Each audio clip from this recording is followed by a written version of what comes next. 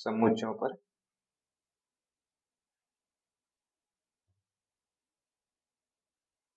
संक्रियाएं। Operations on set.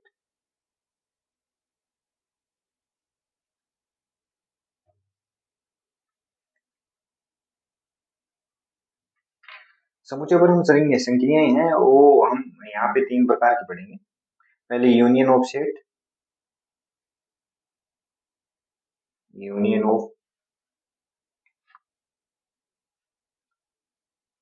Of sets,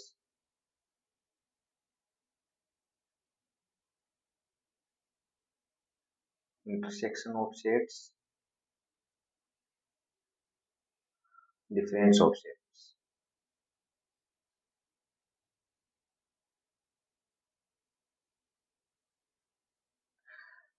यानी अगर कि हमें दो या दो से अधिक समुच्चय दिए गए हैं तो उसका हम यूनियन किस प्रकार से करेंगे जिसको हिंदी में सम्मिलन बोलते हैं, इंटरसेक्शन किस प्रकार से करेंगे जिसको इंटरसेक्शन को हिंदी में है वो सर्वनिष्ठ बोलते हैं, और डिफरेंस ऑफ सेट्स यानी उन दो एलिमेंट दो समुच्चय दिए गए हैं उनका हम अंतर है, डिफरेंस मतलब अंतर, उनका हम अंतर किस प्रकार से करेंगे ये सारी चीजें हम इस वीडियो में जानेंगे। तो पहली बात तो कि इनका निरूपण किस किस प्रकार से किया जाता है। निरूपण, मान लो ए और बी दो समुच्चय हैं तो ए यूनियन बी को हम इस निम्न प्रकार से निरूपित करते हैं, ए यूनियन बी, और ए इंटरसेक्शन को हम निम्न प्रकार से निरूपित करते हैं, ए इंटरसेक्शन बी, और डिफरेंस को हम ए माइनस बी से लिखते हैं। इसको हम पढ़ते कैसे हैं, यूनियन को हम पढ़ेंगे ए और बी का यूनियन या ए और बी का सर्वनिष्ठ, सॉरी बी का सम्मिलन। और अगर ए इंटरसेक्शन बी है तो इसको हम किस प्रकार से पढ़ेंगे, ए और बी का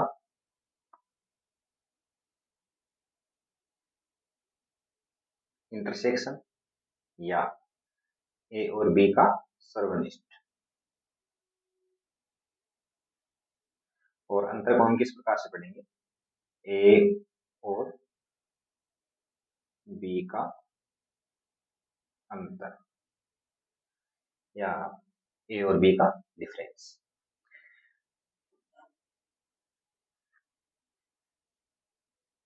यूनियन ऑफ सेट्स क्या होता है, समुच्चयों का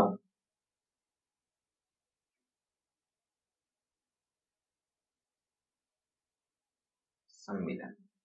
तो समुच्चयों का सम्मिलन हम किस प्रकार से परिभाषित करते हैं, अगर हम इसके समुच्चयों के सम्मिलन की परिभाषा हम दें, यूनियन ऑफ सेट्स की परिभाषा दें, यदि ए और बी कोई दो समुच्चय हैं तो एक ऐसा समुच्चय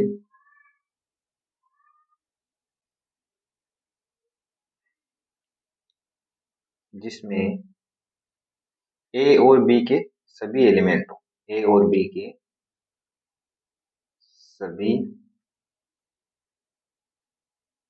अवयव उपस्थित हों, परंतु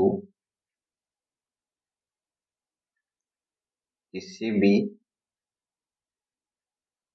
अवयव की पुनरावृत्ति न हो।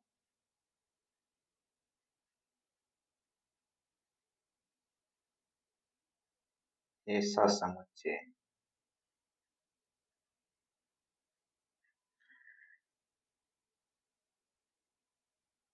ए और बी का यूनियन कहलाता है। अगर आप हिंदी मीडियम वाले हो, हिंदी में देखना चाहो तो इनको वैसे इंग्लिश में ये वर्ड्स ध्यान रखोगे आप, लेकिन अगर आप हिंदी में देखना चाहोगे तो इसका यूनियन का सम्मिलन होगा, इंटरसेक्शन का सर्वनिष्ठ होगा, और डिफरेंस का अंतर होगा।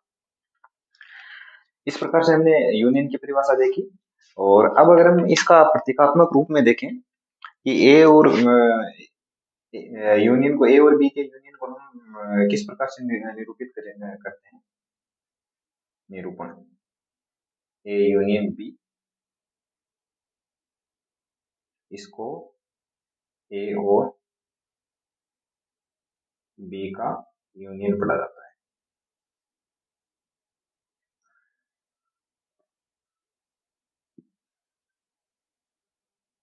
सॉरी, थोड़ा नीचे रह गया था। ये ए और बी का यूनियन पढ़ा जाता है। गणितीय रूप में इसको किस प्रकार से लिखते हैं,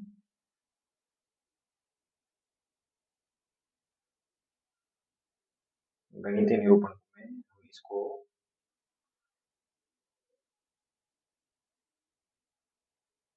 A union B is equal to x such that x is element of A, या, और अगर इंग्लिश में लिखो तो इसको हम लिखेंगे या और x is element of B। यानी ए यूनियन बी में वो सारे एलिमेंट आएंगे जो या तो ए का एलिमेंट है या फिर बी का एलिमेंट है, लेकिन कोई भी एलिमेंट है वो पुनरावर्तन नहीं होना चाहिए अपने पास। जैसे अगर मैं एग्जांपल अपनी बुक के एग्जांपल नंबर 12 की बात करूं, आप बुक से देख लीजिएगा कि एग्जांपल नंबर 12 कौन सा है। एग्जांपल नंबर 12 की बात करूं जिसमें दिया है ए इज इक्वल टू 2, 4, 6, 8 और बी इज इक्वल टू 6, 8, 10, 12। हमें ज्ञात क्या करना है, ए यूनियन बी ज्ञात करना है। ए यूनियन बी ज्ञात करना है। तो ए यूनियन बी ज्ञात करने के लिए हमें क्या करना होगा, ए यूनियन बी ज्ञात करने के पहले ए के सारे एलिमेंट है वो लिख लेंगे, ए के सारे एलिमेंट लिख लेंगे, 2, 4, 6, 8। अब ए जो भी बी में वो एलिमेंट लें, बी से वो एलिमेंट लेने हैं जो ए में नहीं आए। तो ए अगर बी में हम देखें कि 6, 8, 10 और 12 है, लेकिन 6 और 8 तो ए से आ गए हैं, तो बचे कौन से, 10 और 12। इस प्रकार से हमें ए यूनियन बी प्राप्त हुआ। ए यूनियन बी को लिखने का आसान तरीका ये है कि पहले जो पहला समुच्चय दिया हुआ है उसके सारे एलिमेंट आप लिख लो, उसके बाद में दूसरा जो समुच्चय दिया हुआ है उसके वो एलिमेंट लिख लो जो पहले समुच्चय में नहीं आए हैं।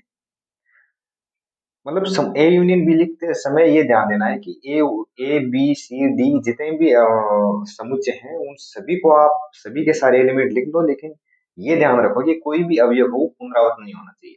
जैसे अगर पहले ए के सारे अवयव लिख लेता 2, 4, 6 और 8, फिर बी के सारे अवयव लिख लेता 6, 8, 10 और 12, तो इसमें 6 और 8 है वो पुनरावृत्त हो जाते क्योंकि ए में भी वो सेम एलिमेंट आ गए थे।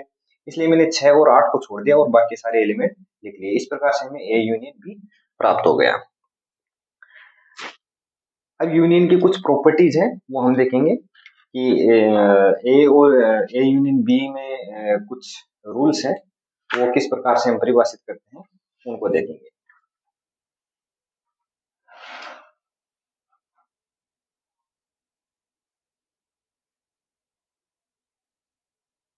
सम properties of union of sets. पहला यूनियन क्रम विनिमय होता है।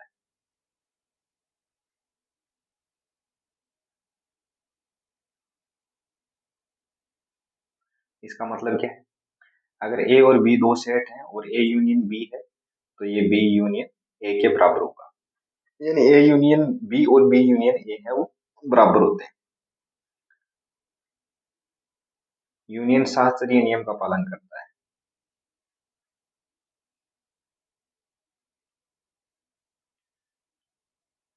शास्त्रीय नियम का पालन करता है। इसका मतलब क्या है कि अगर A union B union C दिया हो और बी यूनियन सी में कोष्टक दिया हो तो हम इस कोष्टक को शिफ्ट कर सकते हैं। A union B union C, इस कोष्टक को हम शिफ्ट करके इधर ला सकते हैं, ये दोनों बराबर होंगे।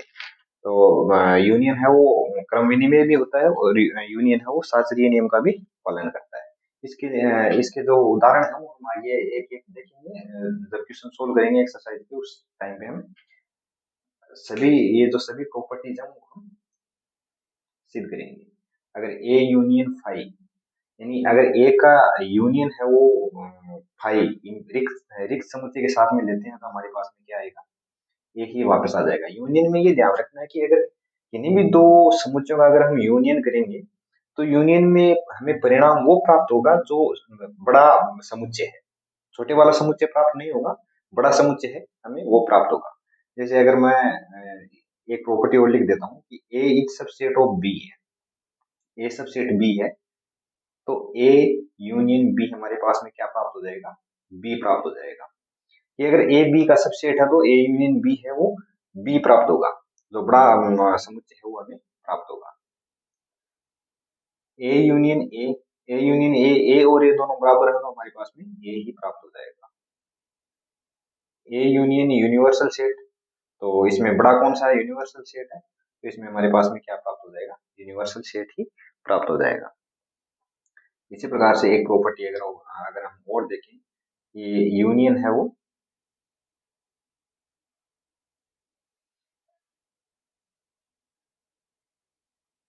बंटन नियम का पालन करता है, बंटन नियम का पालन करता है। कैसे, ये बंटन नियम क्या है कि A union B intersection C, ये बराबर होता है ए यूनियन बी कोष्टक इंटरसेक्शन ए यूनियन सी। यानी यूनियन है वो इंटरसेक्शन पर वितरित हो सकता है, वो उस पर वितरित हो जाएगा और हमें इस प्रकार का परिणाम प्राप्त होगा।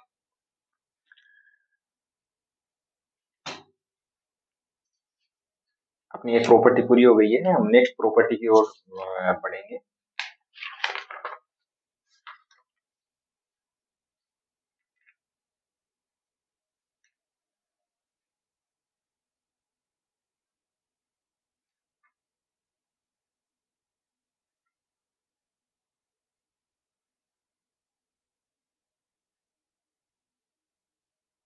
इंटरसेक्शन ऑफ सेट्स, समुच्चयों का सर्वनिष्ठ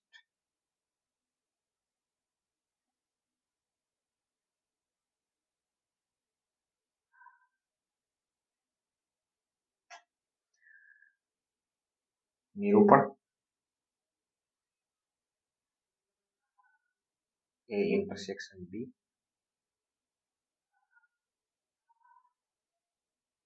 इसको ए और बी का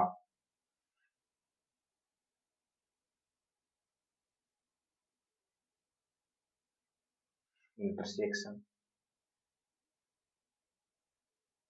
पढ़ते हैं, या ए और इसको ए और बी का सर्वनिष्ठ पढ़ते हैं। परिभाषा,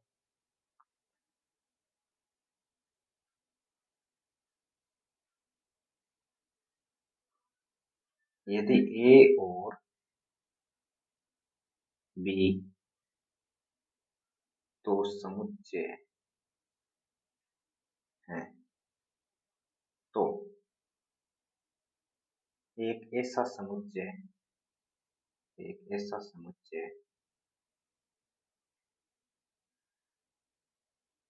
जिसमें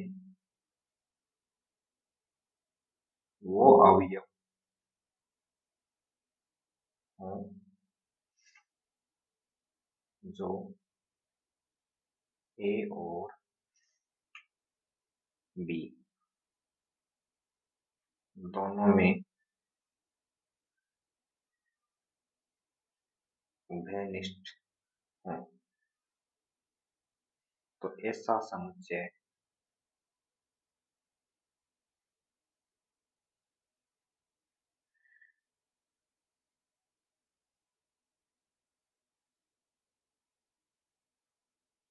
समुच्चय है। ऐसा समुच्चय समुच्चय ए और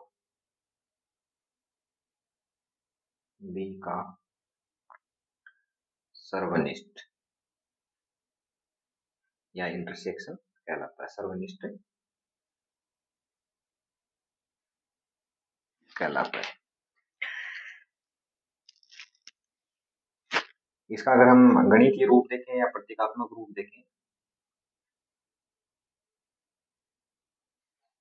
गणितीय रूप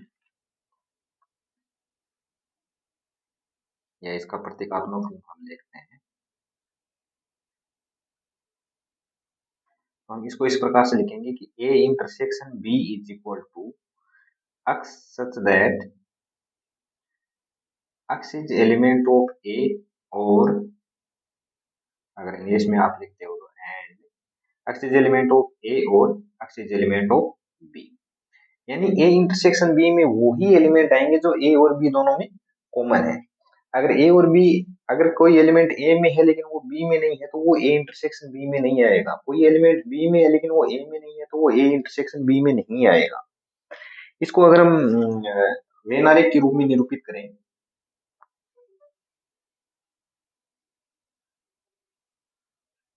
वेन आरेख में निरूपण, तो मैंने पहले की वीडियो में पहले बताया आपको कि यूनिवर्सल सेट को हम आयत से, बाकी को हम वृत्त से, ये ए है और ये बी है, और ये जो भेनिष्ठ भाग है इसको हम कहते हैं ए इंटरसेक्शन बी। इंटरसेक्शन की कुछ प्रॉपर्टीज हैं वो हम देख लेते हैं।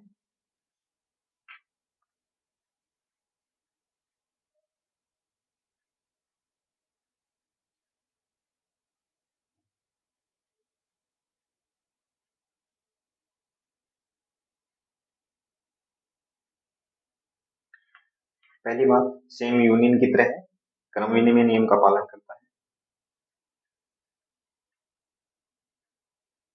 यानी क्रम विनिमय है। इसका मतलब क्या है, A intersection B is equal to B intersection A होता है, शास्त्रीय नियम का पालन करता है। इसका मतलब क्या है, अगर मैं ये ले A intersection B intersection C, तो मैं इस कोष्टक को है वो लेफ्ट साइड में ट्रांसफर कर सकता हूँ, A intersection B intersection C. यह भी वर्ग सम नियम का पालन करता है, वर्ग सम है। इसका मतलब क्या है, ए का अगर इंटरसेक्शन में ए के साथ ले तो मुझे क्या मिलेगा, ए। अब इसमें एक इंटरसेक्शन में यूनियन में क्या ध्यान देने वाली चीज थी कि अगर ए यूनियन बी लेते हैं तो हम उस सेट को लेते हैं जो बड़ा हो, लेकिन ए इंटरसेक्शन बी में हम उस सेट को लेंगे जो छोटा हो। कैसे, अगर मैं ए इंटरसेक्शन फाइव करूं, यानी ए का इंटरसेक्शन है वो मैं रिक्त समुच्चय के साथ करूं, तो मुझे क्या प्राप्त हो जाएगा, इज इक्वल टू फाइव, क्योंकि फाइव में कोई अवयव है ही नहीं, तो हम फाइव और ए में कौन सा एलिमेंट लेंगे जो कॉमन है, तो हमारे पास में रिक्त समुच्चय ही प्राप्त हो जाएगा। इसी प्रकार से अगर मैं ए इंटरसेक्शन यूनिवर्सल सेट करता हूँ तो मेरे पास में कौन सा समुच्चय है वो छोटा है, तो वो ही मुझे आंसर के रूप में प्राप्त हो जाएगा। तो यूनिवर्सल सेट में ए बी सी डी सभी समुच्चय होते हैं, तो इसमें मेरे पास में सबसे छोटा क्या मिलेगा, जो दोनों में कॉमन है वो ए मिलेगा। और अगर मान लो ए सबसेट बी है, तब A intersection B equal to मुझे ए प्राप्त होगा। अब हम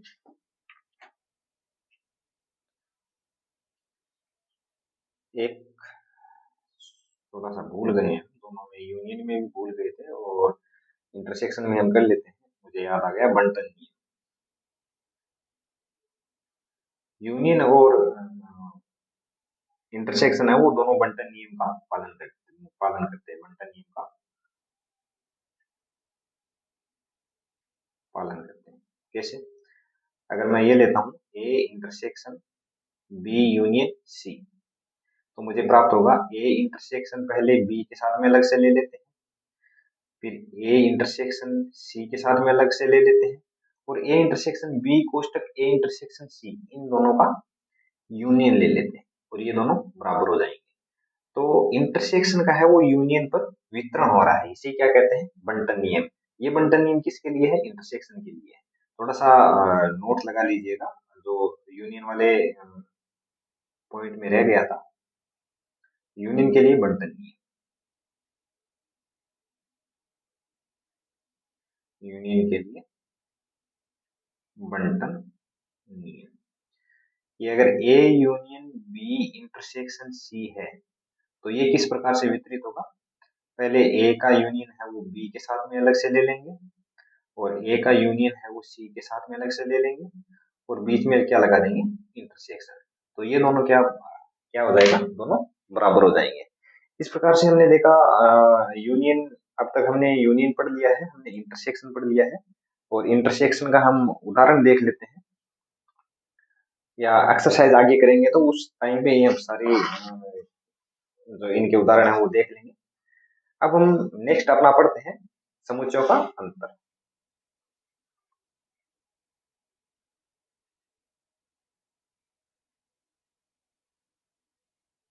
समुच्चयों का अंतर, निरूपण ए माइनस बी से करते हैं। समुच्चय के अंतर का निरूपण है वो हम ए माइनस बी से करते हैं, और परिभाषा लिखते हैं इसकी कि समुच्चय का अंतर होता क्या है। यदि ए माइनस बी, सॉरी, यदि ए कोमा बी दो समुच्चय हैं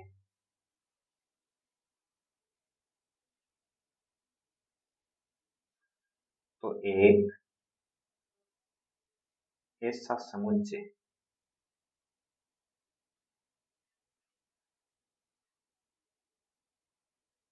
जिसमें ए के अवयव तो है, ए के अवयव तो है, परंतु बी का कोई भी अवयव उसमें नहीं है। ऐसा समुच्चय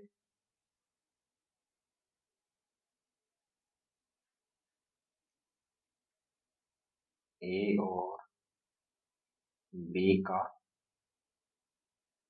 अंतर कहलाता है।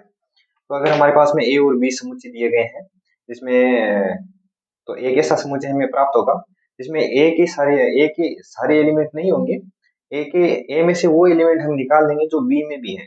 तो ऐसा समुच्चय हमें प्राप्त करना है जिसमें ए के अवयव हो लेकिन उसमें बी का एक भी अवयव प्राप्त ना हो। अगर मैं एग्जाम्पल के तौर पे लूं, example A is equal to एक, दो, तीन है, और बी इज इक्वल टू मेरे पास में तीन है, तो मैं ए माइनस बी को किस प्रकार से परिभाषित करूंगा, A minus B is equal to एक और दो। यानी ए में से जो बी का एलिमेंट है वो अगर मैं निकाल दूं तो मेरे पास में क्या प्राप्त हो जाएगा, ए माइनस बी प्राप्त हो जाएगा। प्रतीकात्मक या गणितीय रूप में किस प्रकार लिखते हैं, प्रतीकात्मक रूप या गणितीय रूप।